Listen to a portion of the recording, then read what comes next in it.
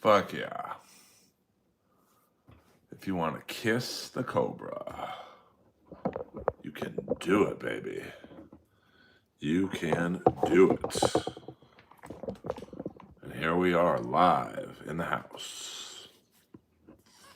Lois just got through eating. She be chilling the next hopefully hour or so while we conduct business. What's up? The Sandwich.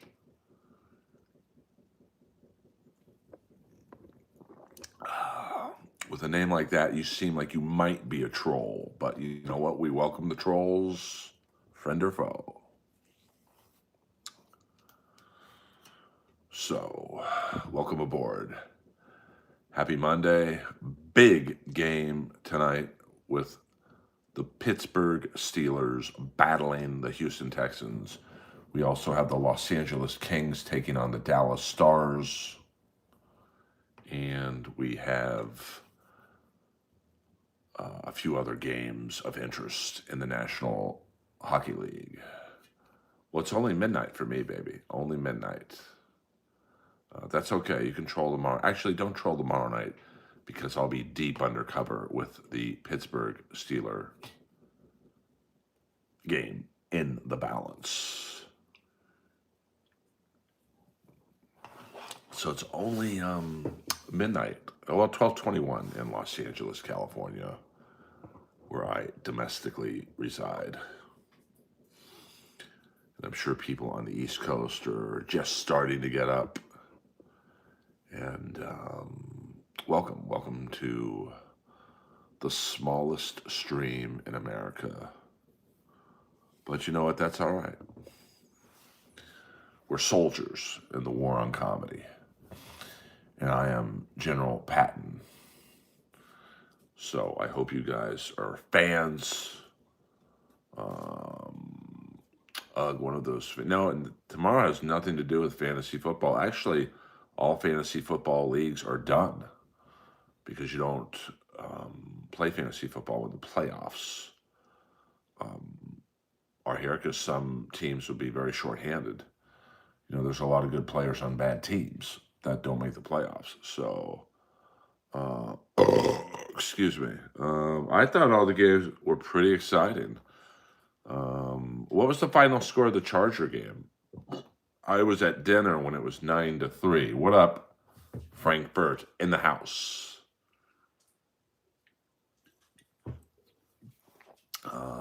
Actually, I probably can just look that up.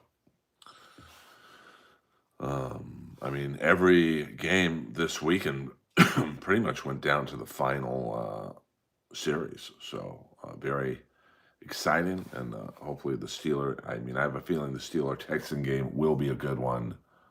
16-3, the Chargers lost. Interesting.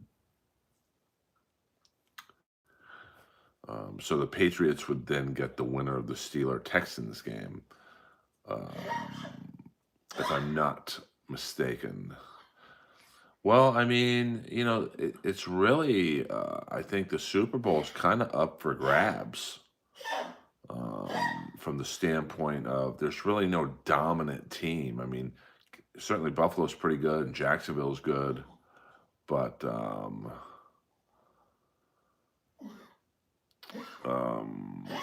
I paused the movie the whole 9 yards for your stream. Thank you very much, Frankfurt. I appreciate that. You're too good to me. But this won't be a terribly long stream. I did 2 streams, I guess what would be considered yesterday. So, this will be, just a little baby stream. A nice way to end the week, even though technically the week has already ended. I mean, Rodgers is not the problem with the Steelers. Tonight, the problem is how do the Steelers deal with the insane rush of the Texans defense. I mean, it's the offensive line that's going to really have to win the game for Pittsburgh. I mean, you've got DK Metcalf, he's back. So I think Rodgers has 2 receivers he feels comfortable throwing to, which is Metcalf and Scantlin, who was with him in Green Bay as well. You've got Freiermuth, everyone loves Freiermuth. Smith, the tight end from Miami they got in the offseason. No Darnell Washington. He's out with a broken forearm unless they fucking juice him out. And you've got Gainwell and Warren in the backfield. So the weapons are there. It's just can the offensive line and the running backs kind of, limit the amount of pressures that Rodgers gets. Earl, watching guys transition from the OHL to the NHL, that gap is huge in terms of talent. Yeah, I mean, in the OHL, you look at Arthur Skaliev, he's the perfect example. I think he was with the Sarnia Sting. I mean, hardest shot in the league by far. I mean, he was pumping goals past 17-year-old goalies with acne. Whereas, he comes to the NHL and, it's like goals that would go in or shots that would go in the OHL are routine saves for a guy like Darcy Kemper. I remember one time it was Kaliev's first season in LA. They have a power play. He's in the Ovechkin spot, which is in the face-off dot. And Kopitar feeds him a beautiful pass, and Kaliev got everything he could on this shot. And ironically enough, Darcy Kemper was the goalie he was playing against. I think he was Minnesota. And Kemper just took one stride to the left and didn't even break a sweat saving this. And you could tell it fucked with Kaliev's head. Like, oh, that goes in last year. So, it's the junior leagues or, there's, I mean, look at Quentin Byfield. Byfield was, probably the fastest player in his draft class. But in the NHL, he's not even the fastest player on his team. Kempe is. So it's a huge, huge, huge jump into the NHL from any junior league, the Q, the Western Hockey League. Even tough guys. You look at a guy like Matt Rempe, who was dominating in the junior league because he was so much bigger than everyone. Well, there's a guy in Tampa bigger than him. He's a tough kid, but now there's a tough guy or 2 or 3 on every team in the league. So it's hard. I remember when Alexander Daig came into the league from the Quebec Major League. He put up like Mario Lemieux type numbers. Let's look up And in the NHL, you know, he wasn't a bad player, but he wasn't fucking, you know, um, putting up Mario Lemieux type numbers in Ottawa. Now, he was kind of fucked because they just didn't have enough good players. You know, it was him and I think what was it, Radek Bonk and Yashin. So let's see, Hockey DB. Let's see the numbers he put up in juniors. So, in his first year in juniors, 66 games played, 110 points. Second year in juniors, 53 games played, 137 points. I mean, 137 points in 53 games. So that's almost averaging 3 points a game. And then, you know, in Ottawa, his first year, you know, 51 points in 84 games, not bad. And then it was Ottawa in 96, 97. He had 51 points. And then he just, man, he just went down and down and down. And I think just, you know, in 616 NHL games, he had 327 points, 186.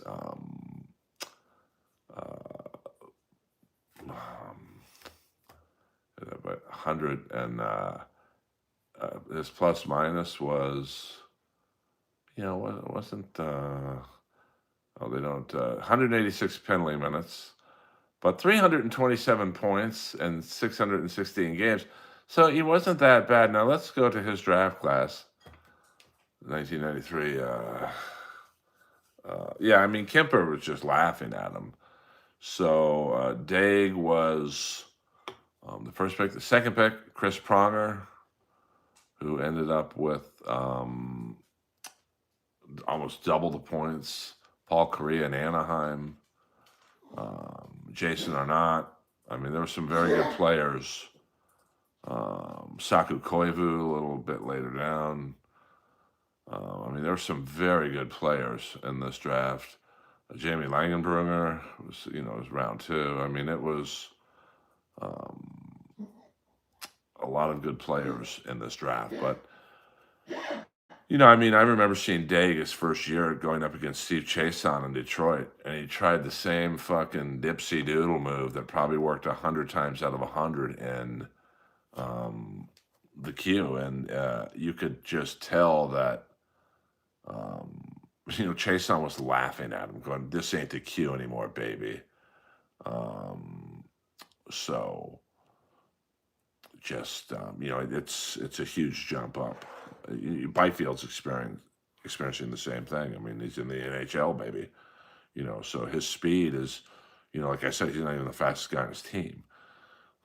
I remember Pavel Rosa was another player the Kings drafted. He put up huge numbers in the queue. I think on the same team as Daig. And I remember his first game as a King. I think he had 2 goals, and everyone was like, "This guy's the real fucking deal." And then just out of the league very quickly after that. So it really seems to be that way in hockey more than any other sport. For some reason, it just the gap from junior to pro is just seems to be bigger than the gap from, you know, college football to the NFL. So I wouldn't want to be friends with either, Cody, to be honest with you.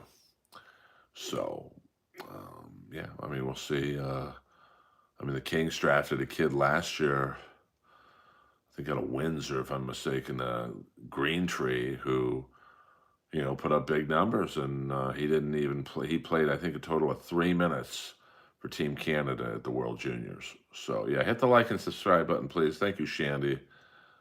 Well, you know, you're playing against men, you know, so you're not playing against a guy like Tom Wilson in the queue. You might play against guys Tom Wilson's size, but Tom Wilson's technique in hitting you is going to be 100 times better. I would bring back Norm Macdonald. I love Bernie Mac, but, you know, I was much more Norm guy. But that also could be a race thing where if you ask most black comedy fans who would you bring back, they'd probably say Bernie Mac. So, um, well, but it's being honest. I mean, I don't think Norm Macdonald's fan base was really black at all, and I don't think Bernie Mac's fan base was white. You know, to the degree say Norm's was. So, who is that in the thumbnail? That is me. It's realist, not racist. You got to know the difference, which I don't think you do. That is me about, about 34 years ago, to be honest with you. That was Earl Skakel a very, very long time ago at Family Fitness Center in Beverly Hills, California. So, well, I mean, like, Norm Macdonald's, it's like, who are you going to vote in the Hall of Fame? Like the Rock and Roll Hall of Fame, Van Halen or Kool and the Gang. Well, Van Halen's fan base is pretty white. Kool and the Gang's fan base is pretty black. So, it skews along racial lines in a lot of ways. So, by the way, I saw Van Halen, and Kool and the Gang was the opening act, and you wouldn't think that those two bands can work in a concert setting, but Kool and the Gang killed it. You kind of forget how many hits they have, and the whole Van Halen fan base was rocking and a rolling. Now, the cool thing was, I heard the Van Halen brothers did not want them to be the opening act. I think they were like, well, this isn't really our fan base. They're not going to bring in any extra bodies. And David Lee Roth wanted them. And so the Van Halen brothers apparently were like, okay, well, you pay for them. So, I still break hearts, baby. I might not look like I did then now, but trust me, I still break a lot of hearts. And I have no idea what September 23rd means, so. Earl, was there a fight you witnessed while playing? I mean, there was some, speaking of racial incidents, there was, I was playing against a team, and the guy on my line, who I used to hate because we always used to fight, but you know how it is, once a guy's on your team, you kind of forget all past transgressions. So he goes off into the penalty box with this black dude, and all of a sudden I heard the N-word, and there were some gangbangers on this guy's team, the black dude, and it's just mass humanity. But they all liked me, so, when we all went over there to, like, break up the fight or pick a partner, they basically were like, dude, you're good, just don't protect that guy, we're gonna get him. So they kind of chased that guy into the parking lot, and it was pretty wild. That's pretty funny to me, like looking back at the stupidity at that. And there was one other time I was playing with this guy. I don't want to say his name, but he was from Montreal, so he took hockey very seriously. He played every game like it was the fucking NHL, and he got hit from behind by this guy, and he gets up, and he didn't realize the guy he went after wasn't the guy who hit him from behind. So he was beating the shit out of the wrong guy. And I remember going over there, he went to the penalty box, and I said, hey, Rick, that's not the guy who hit you. And he just looked at me and goes, well, shit, who did? I'm like, that guy. And then he climbed over the penalty box and attacked that guy. I mean, I had a lot of fond memories playing hockey, so.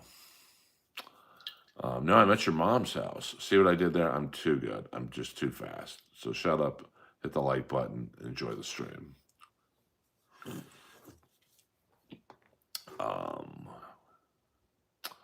Yeah, I was just, it was pretty funny back then because he was probably my best friend on the team, so we always looked out for each other. and and then his like 15-year-old daughter had a crush on me, so I had to navigate out of that one real fast. Um, so mm. She had like the biggest tits you've ever seen on a 15-year-old. I mean, they had to be at least triple D's. So and I started noticing her going to the games a lot more and talking to me more, and like I was like, I said, talk to me in 5 years. Hello. I did not kiss her. I did not kiss her. And I probably could have, to be honest with you. But I don't play that way. So that's what I'm about. Straight edge. Um, so Earl Skakel in the house Monday morning. Um, I really don't, Forrest. Don't project on me what you are. I'm straight edge, baby. I don't delve into the underage territory. Uh, no. I mean, I had, I didn't fight too much when I played because I'm a pretty big dude for hockey, especially like amateur hockey. I certainly wouldn't be big by NHL standards, but people just kind of left me alone for the most part. And there were some games, I learned a lesson in, where I was maybe mouthing off to the wrong guy. I took my beating and, just lived to fight another day, I guess. I could just tell, bro. Like, I'm familiar enough with women even back then. I was probably 30, so I could just tell, you know, when I'm the only one on the team she talks to, and I just caught the looks she was giving me, and I did not flirt with her in any capacity. So, um, there's one rule I have with girls: they got to be 18, baby doll. So she did not meet that requirement, and that's my tip of the day. It's okay to like young girls, but just make sure they're 18 and you'll be all right in the game of life. In the big chalkboard of life, you will be okay. Earl Skakel live Monday morning. Hit the like and subscribe button.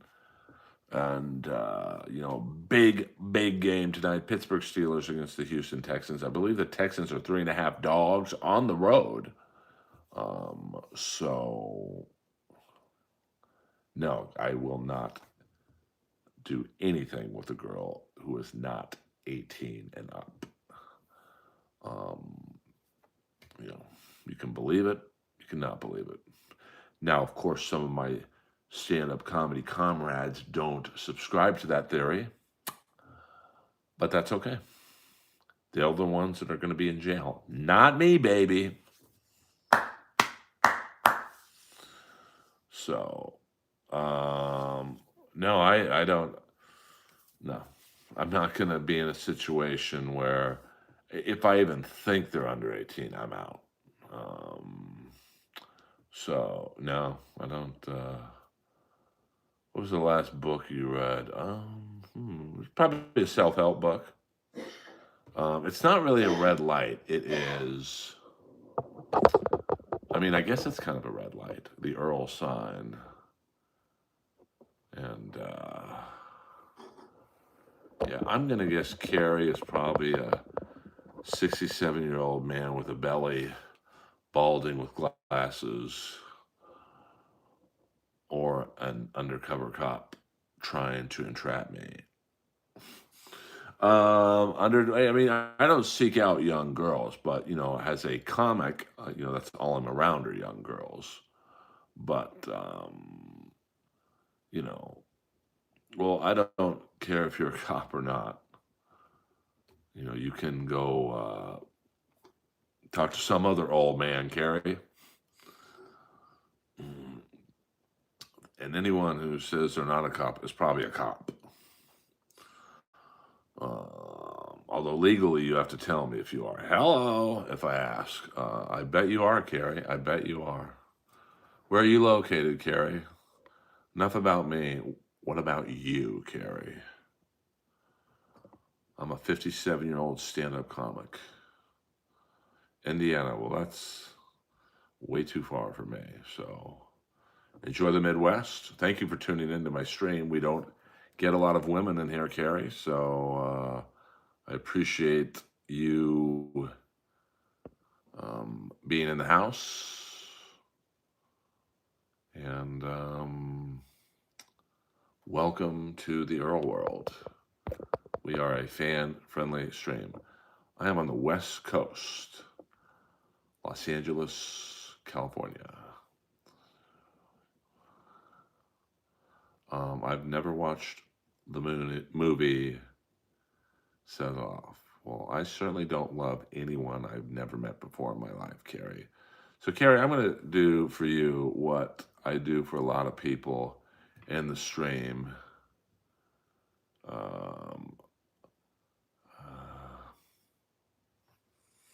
Message deleted by... I'm going to do for you, Carrie, what I do for a lot of people in the stream who I feel might not be a good fit for me. You know, I'm not for everyone, Carrie, and well, I don't, care. But whether Carrie's a bot or not, we're gonna see who else is live right now, and we're gonna sing Carrie the bot over there. Let's see. I'm sure Karmic X is live right now. He really seems to enjoy. Actually, there's really not many people live right now, so I love all Americans, baby. Oh, we got Pat Dixon on right now, so let's see what Pat is up to. You know, we don't stream snipe on the Earl Skakel network, but we've got Pat talking to, I don't know, Pell L is in Pat Dixon's stream too. Pell L doing double duty. I love it. I love it. So, Carrie, why don't you go to Pat Dixon's stream? And you can do whatever you're trying to do over there. We don't really appreciate bots in here. So we've got CNBC. Let's see if we got a good riot we can watch on television. Abolish ICE, protect families. Is that my ex? That looks just like my ex. But I believe she's on the East Coast. Not. Carrie is selling cams. Yeah, we don't do cams in here. So thank you very much. We don't do that kind of humor in here. So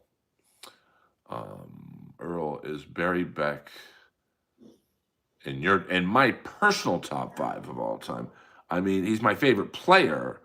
Am I saying he's a top 5 defenseman of all time? Probably not.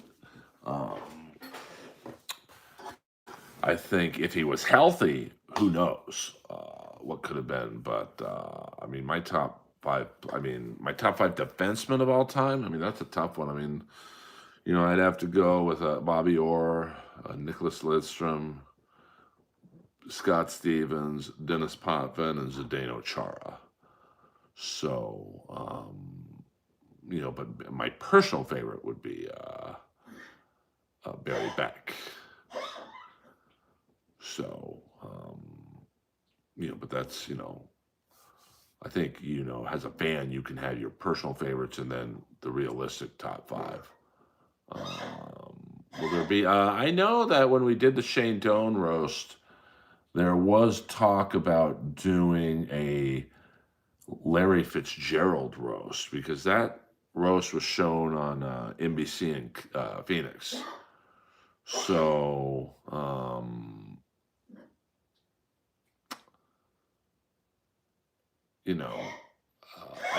don't know. That was in 2019, that roast. So 6 years ago, almost 7 years ago. So I don't think that. Well, I mean, that's a realistic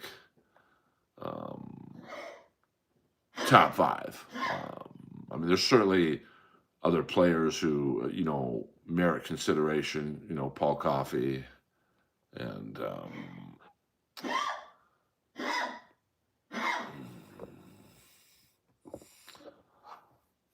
other players like that. So, um, yeah, mods, we got to be a little quicker on the spam, please. Um, I just don't have. Do you ever miss having a neck? No, I got a nice neck. Look at that. Yeah, that's a nice fucking neck, bro. I don't know what you're talking about. I do lift heavy though, so that's why my neck is a little more. Um, but thank you for the question, I guess. Oklahoma for President Donald J. Washington Trump. What up? What up? Welcome from North Korea. We welcome all in the Earl world. Hit the like and subscribe button, pretty please. We are just a family friendly. Well, I mean, I don't know what to tell you, bro. I mean, that's a pretty nice neck for 57 years old. Um, but I'm not, going to sales pitch my looks to some dude. Um,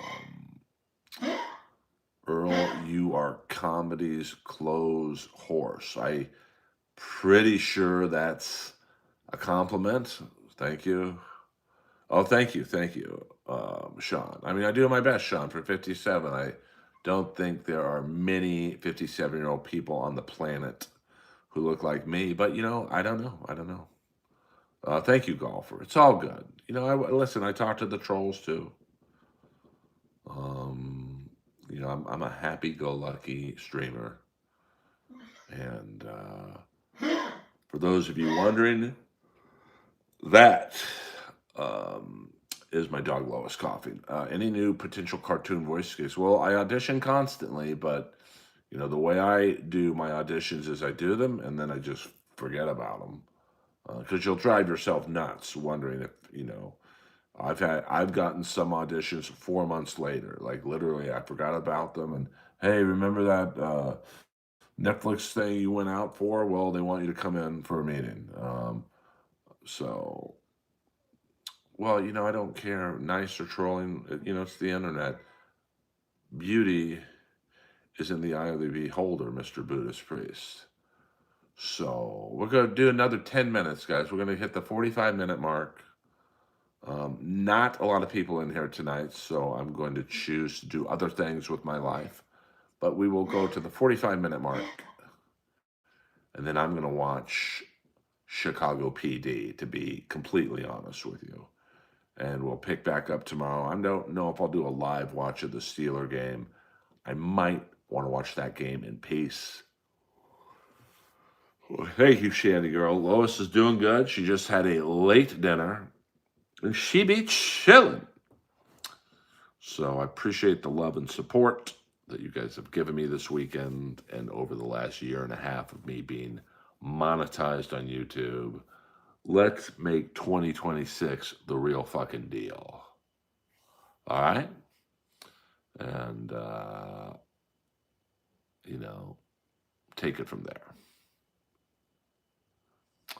I mean, my top 5 enforcers would be, now this is 1 to 5 in terms of feared, would be Koser, Probert, Larry Playfair,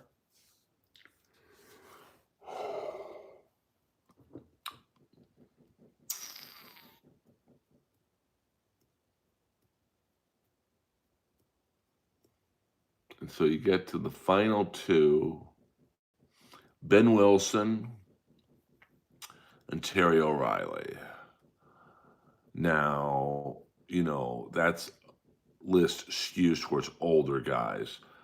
Do I think Terry O'Reilly would beat up Derek Bugard? No.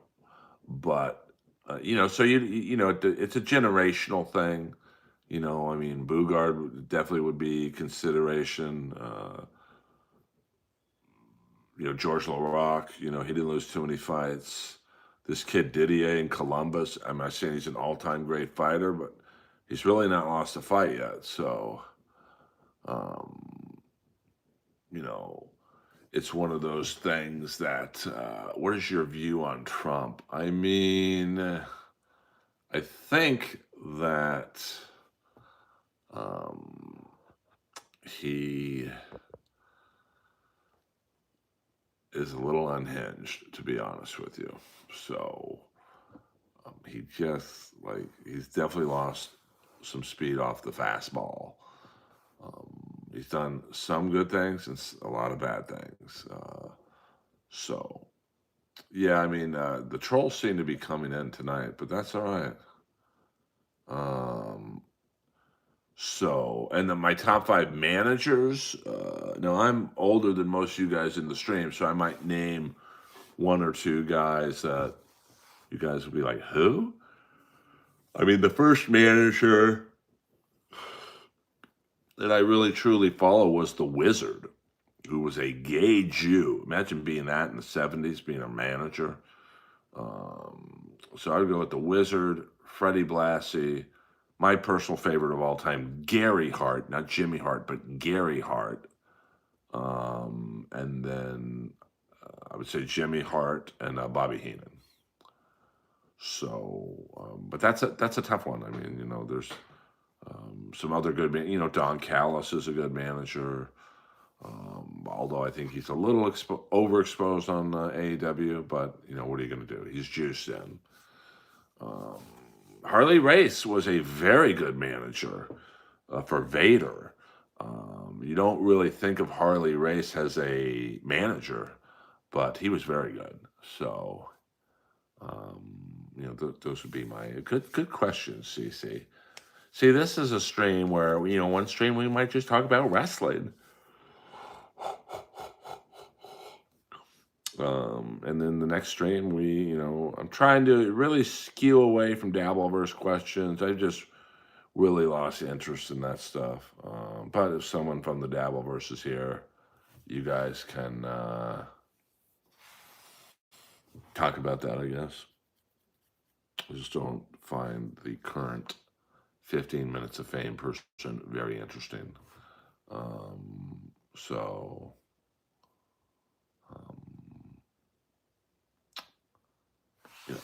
there you go. I try and keep the mood light in here.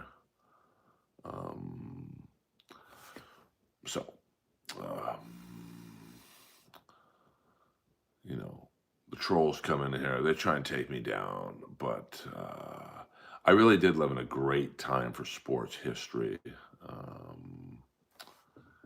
Just the 70s baseball was awesome. 80s hockey was awesome.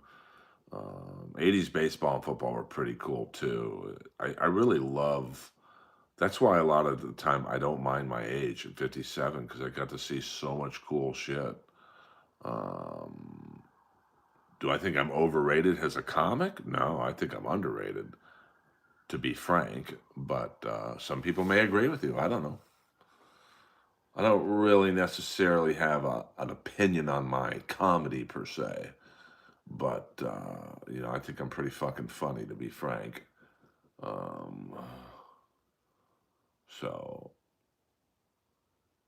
The Doomsday. What's this? The Doomsday plane departs LAX. Interesting. That's very interesting. Damn, that is a big fucking bird.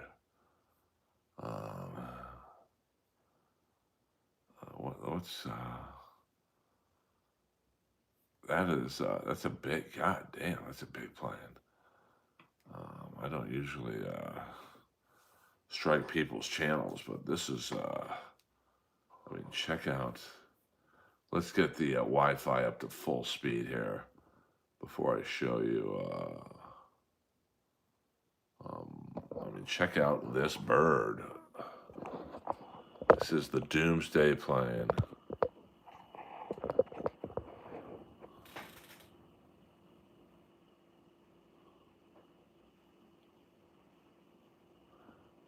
I'm definitely not underhated.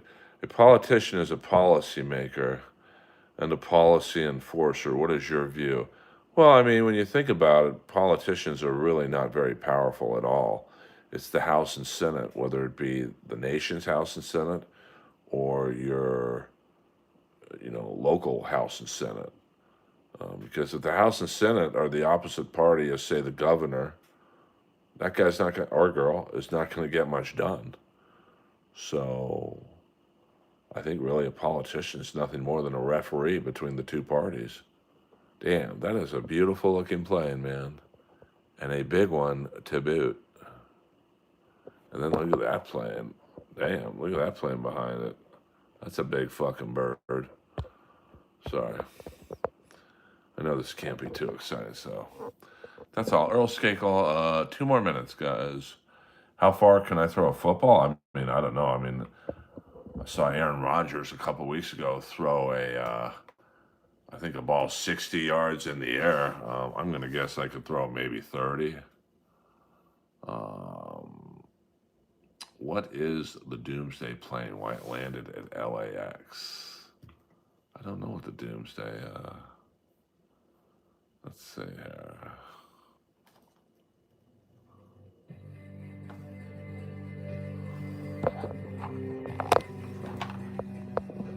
I've never.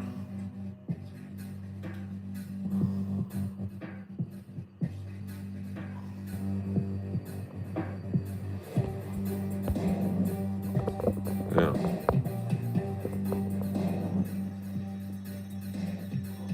Yeah, I bet you do.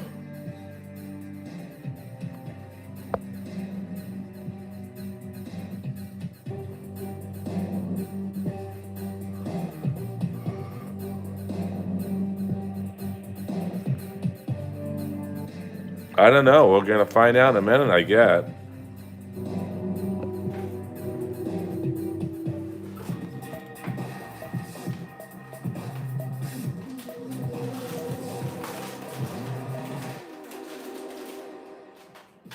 A rare aircraft built for the worst-case scenario has just landed near Washington, D.C. The U.S. Air Force E-4B Nightwatch, known as Doomsday Plane, a presidential aircraft, was spotted recently at the Los Angeles airport, sparking a flurry of reactions online. According to reports, the Boeing E-4 Advanced Airborne Command was filmed landing in L.A. This is the plane President Donald Trump would travel in amid a nuclear war, which is why the sighting has fueled speculations. The aircraft is designed to support the US government during national emergencies, including nuclear conflict. Its presence at a major civilian airport is rare. Videos of the landing spread online and led to public discussion. The timing of the flight came during rising geopolitical tension and recent US military actions abroad. Officials have not given a detailed explanation, which has added to public interest. Amid speculations about why the Doomsday plane landed at LAX, Interesting. one report has shed some light. It claims that Defense Secretary Pete Hegseth and Laura Loomer were on board. Loomer, the right-wing activist, had shared on X that she'd be accompanying Hegseth. An official Department of War notice says that Hegseth was to travel to LA to visit defense industry leaders. However, an official reason is not known. Grok, X's AI chatbot, said, "The E-4B's capabilities are indeed built for extreme scenarios, but its landing at LAX on January 8th appears routine based on flight trackers. No official alerts of crisis from the Air Force or White House." It's probably all The nothing. Doomsday plane is actually part of several crafts that are always on alert and can survive a nuclear blast. These planes are also protected against an electromagnetic pulse.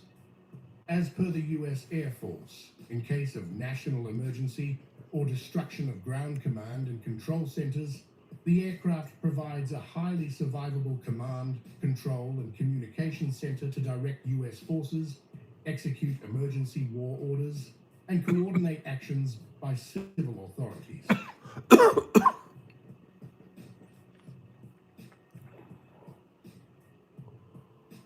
What makes Doomsday Plane special, and why was it spotted for first time in 51 years in Los Angeles? This question spread online after the US Air Force Boeing E-4B Nightwatch landed at Los Angeles International Airport. The aircraft is known as the Doomsday Plane. It is used during national emergencies. The aircraft is built on a modified Boeing 747-200. It is designed to withstand electromagnetic pulse attacks. These pulses can disable electronic systems after nuclear blasts. The plane has advanced communication systems. These systems allow contact with US military forces across the world. The aircraft can direct war orders and coordinate civil authority actions. The US Air Force states that the Doomsday Plane All right. was used during... This is kind of boring. It's the same shit. Earl Skakel live in the house. I hope you guys are well. We're just chilling tonight or this morning. We're just a happy-go-lucky stream. Let's get the red filter back on. Hit the like and subscribe button, pretty please. Yeah, I mean, Hexif gets to play with our money. So, fuck that guy. So, got some new people in the stream. And we appreciate you guys checking in. Hope you like what you see. And if you do, come on back. We'll stream tomorrow night at some point. And, you know, take it from there. Yeah, I mean, I do try and make it fun in here. I try and keep the drama low and the fun high. And sometimes that's not easy to do with the way the internet works. But usually we have a pretty good time in here. Yes, thank you, Daryl. Yeah, a lot of people ask me, Earl, how can we help you if we don't want to financially donate? It's very easy. You can hit the like and subscribe button. You can simply watch the videos. You can comment on the videos. I leave all comments up, good and bad. And, you know, we'll take it from here. I mean, listen, I'm just a happy-go-lucky streamer. And I live to entertain you guys. Let's see here. What's going on here? Okay. Not that bad.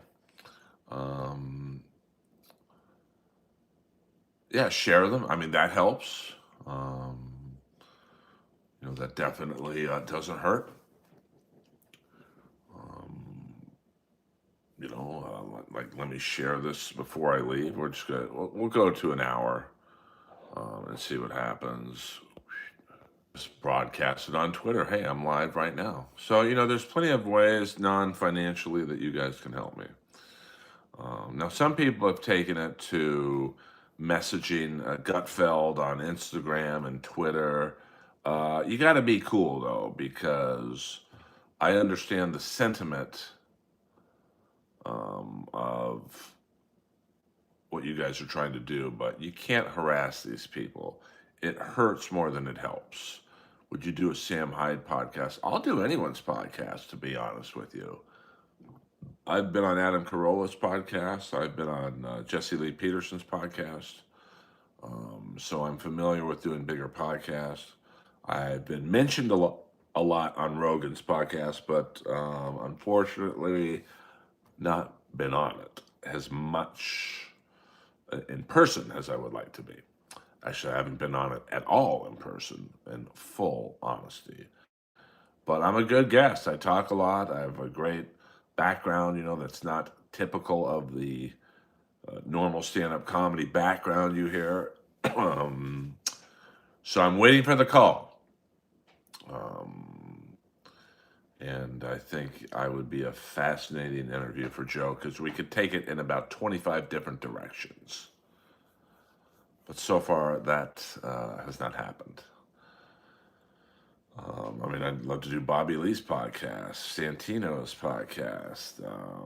Jeff Dye has a podcast. I've always gotten along with Jeff.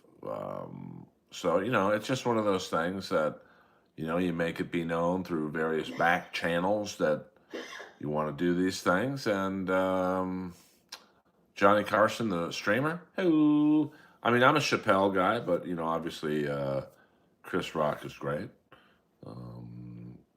You know, I mean,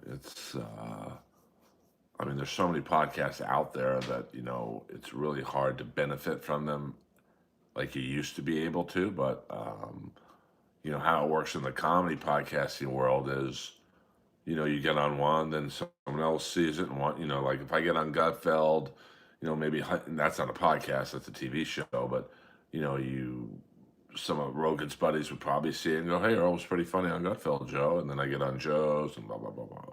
You know how it works. Well, you just got to be cool about it because, all those shows already know who I am.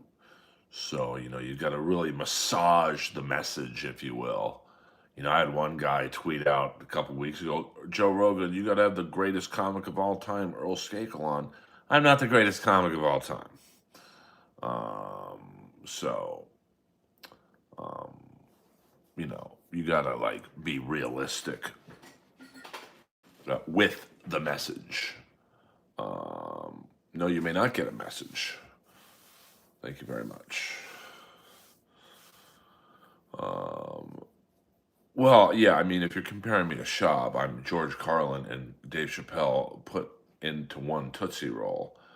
But Schaub, it's too bad he didn't try harder at comedy because I think he could have been good at it because he is likable. He's kind of got that like Goober and Gomer, Jethro Bodine, but he just didn't try. He probably just paid to get his jokes written for him, and he just recited them, and it's just unfortunate. He didn't put in the work. It literally what he did was if I tried to get into the UFC and go, yeah, I've never really fought before. I took a few boxing lessons, but I'd like to be in the main event. It'd be like, fuck off, bro. I would be laughed out of the gym. We'll go 5 more minutes, guys. We'll do another hour. Or no, fuck that. We're not doing another hour. We'll do another 5 minutes so we can get to an hour. Because my sources tell me that YouTube likes those hour streams. So that's what we will give YouTube. We will give them a 1 hour stream right on the button, baby. My set last night at the Comedy Store, very good. I give it a strong B+, possibly A-. We would absolutely be friends, and we would probably still be doing the podcast. I mean, the working plan before Piper died was, I know Chael Sonnen said that they were supposed to do something. They weren't. Piper was going to start doing my podcast, Inappropriate Earl, and we probably wouldn't have called it Inappropriate Earl. I mean, the episodes that he was on, we would have called it, I don't know, Piper and Earl or whatever. He passed away, unfortunately, before we could make any of that a reality. So, yeah, I absolutely would have been his co-host. Because his show did quite well, to be honest with you. But, unfortunately, it didn't quite work out. So, let's see here.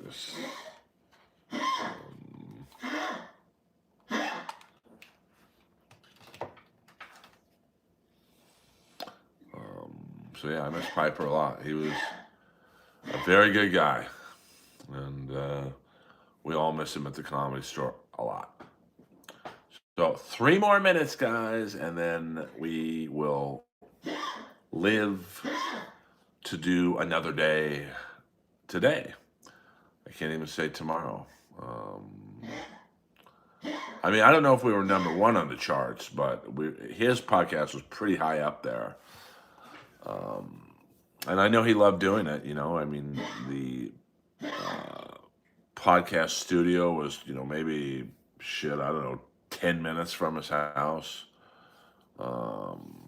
And, it's just, podcasts and streams. He was really innovative in terms of being a wrestler who had a successful podcast. I mean, now you see, Kevin Nash is a very successful podcast, and I think it's called Click This.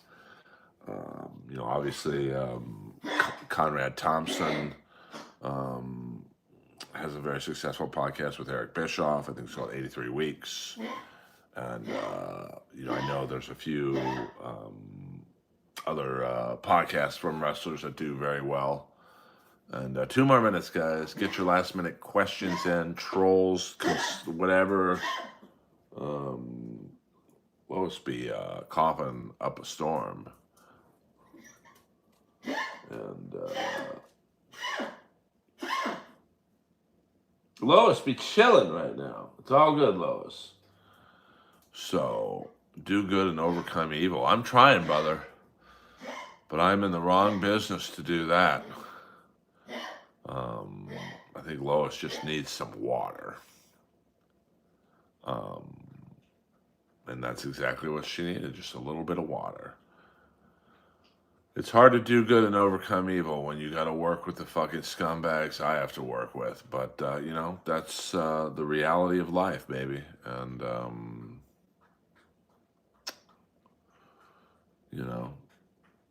I do my best to survive in a very, very ugly world. And I appreciate the support of you guys. You guys are my fans. You guys are my soldiers. You're helping me fight the war on stand-up comedy. My favorite protein bars, Shandy, flavored bars, in general, anything chocolate, peanut butter, something of that nature. I know Quest has a new donut, the chocolate donut. It's a little dry, but it tastes very good.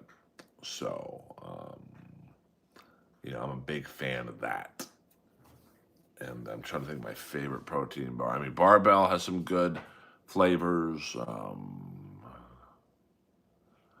Any advice for someone who's never been to a comedy store?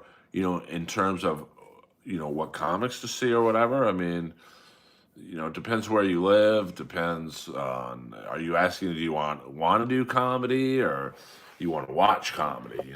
I can't really, not Quest Love, Quest Protein.